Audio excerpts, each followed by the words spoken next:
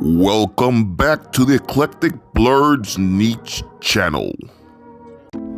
This video is a response to brother Nnamdi Uzumaki's top 10 of all time anime list.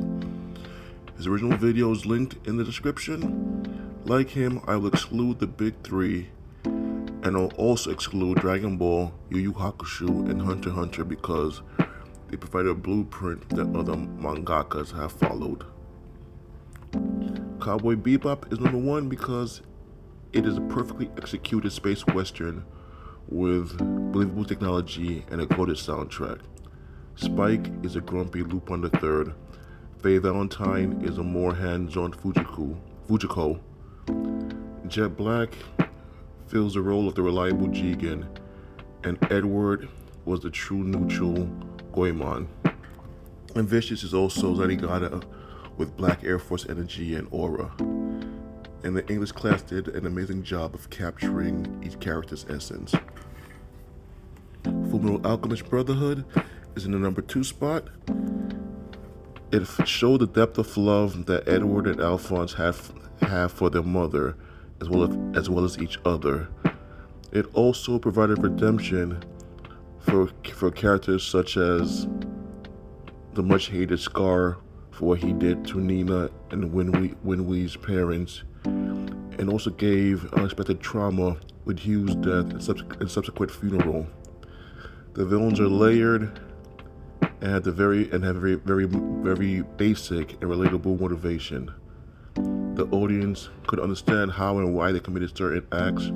Except for you, Shaw Tucker, you suck, and I hope you burn in hell.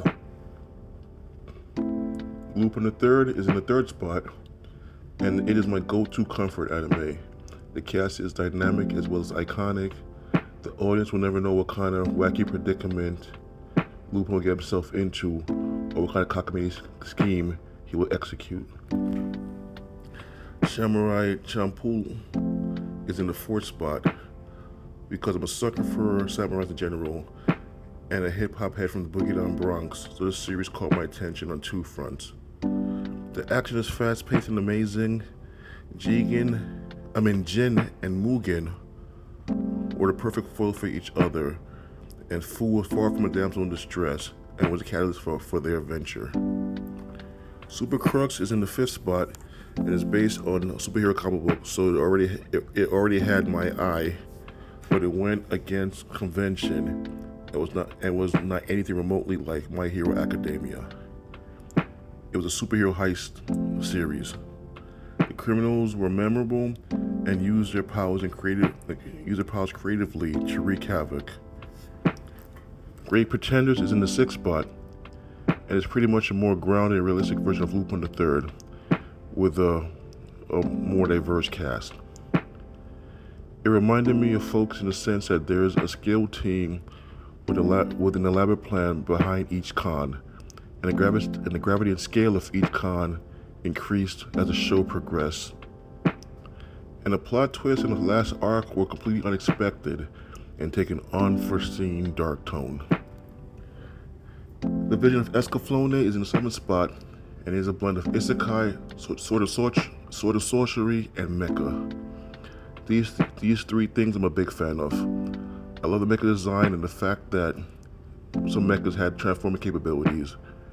And the series bugs convention by not making Hit to Me a damsel in distress, but a heroine who had a very active, integral role in the overall story.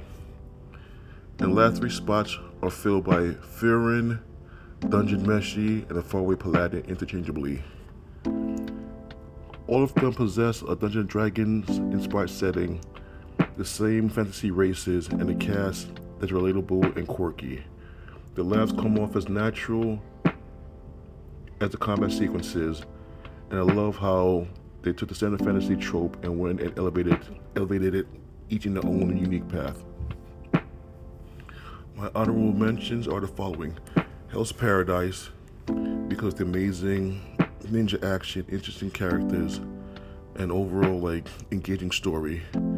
Tenchi Muyo Yoki, while a good series, is bogged down by convoluted and confusing family relations and lineage. and the fan service was ultimately unnecessary. Mobile Gundam Wing, my first exposure to the child soldier piloting mech trope. Big O was an excellent crime noir, but with mechas. Ronin Warriors had Super Sentai elements with samurai, so that was a big draw for me as a kid. But as an adult, it doesn't really stand the test of time. Let me know what your top 10 are. What your top 10 are. If you like this content, please share, like, subscribe, comment, and turn on notifications. And if you're a returning viewer, thank you so much for your continued support. Until next time, stay geeky.